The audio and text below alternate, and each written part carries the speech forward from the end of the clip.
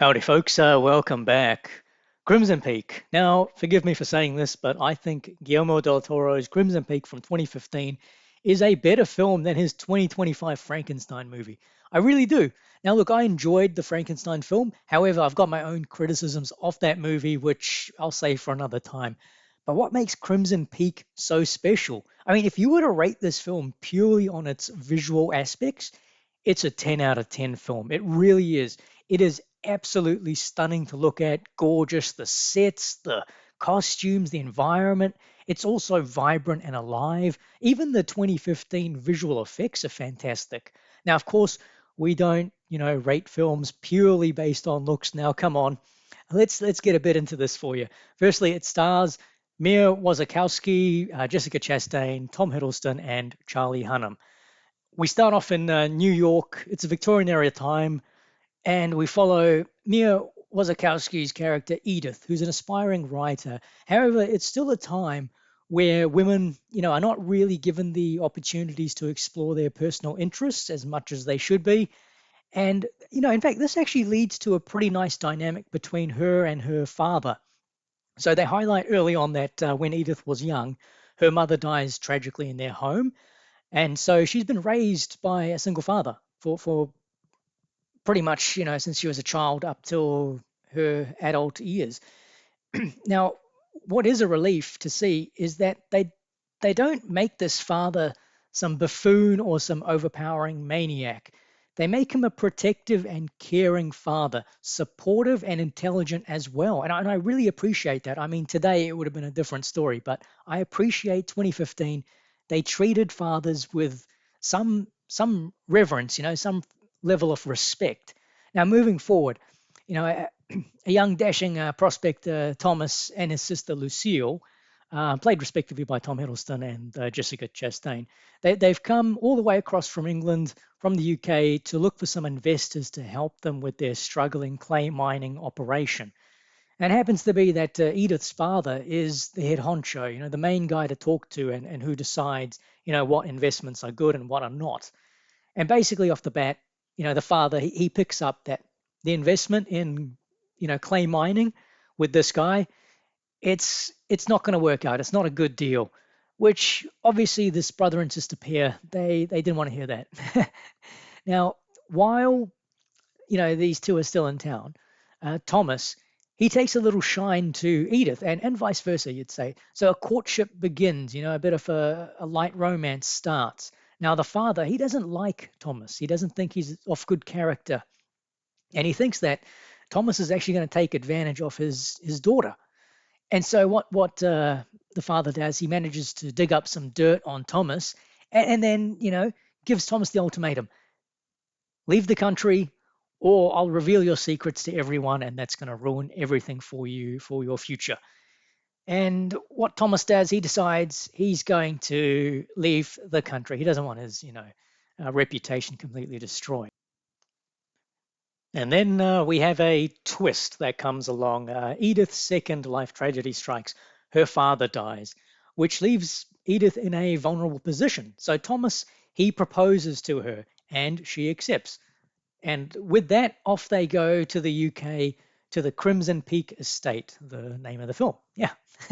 And in this place, oh my God, it looks incredible. What they've done with this set piece, what they've done with this mansion. Oh my God, it's like the best kind of haunted mansion you could ask for. It looks visually stunning. And I've said that probably earlier in this video, but honestly, it is stunning to look at. And from here, well, the story takes a much darker turn because in reality, Thomas and Lucille, they really want Edith just for her father's estate money. That's pretty much it to get their clay mining operation up and running.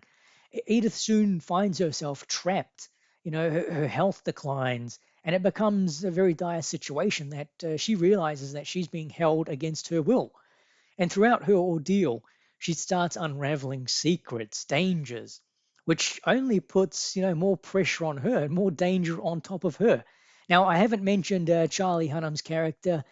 He's set up early on as a childhood friend of Edith's, who's gone out and explored the world, and he's only in the film bits and parts. So he's at the start of the film, and then he pretty much is scattered, and then towards the end of the film, he shows up, as the worried friend looking to help Edith. Now, I don't really want to spoil how, the ending goes. I think people should really watch this film. It's one of Del Toro's best, especially for the visual elements.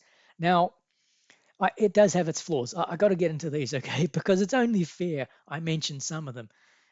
First of all, Edith, she can see ghosts. However, in my interpretation, it's I interpreted it as this. She can only see ghosts of people that have died in a particular place. So when her mother died in her family home, she sees the ghosts of her mother.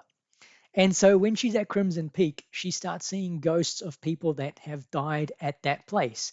Now, they don't actually tell you this in any kind of overt way. You just got to figure it out. And I'm just interpreting it in that way myself. And now it's strange because they don't really, as I say, mention the ghosts. It doesn't really serve that much of a purpose other than, little plot devices. And yeah, I mean, other than a cool visual effect, it's not really much to go off there.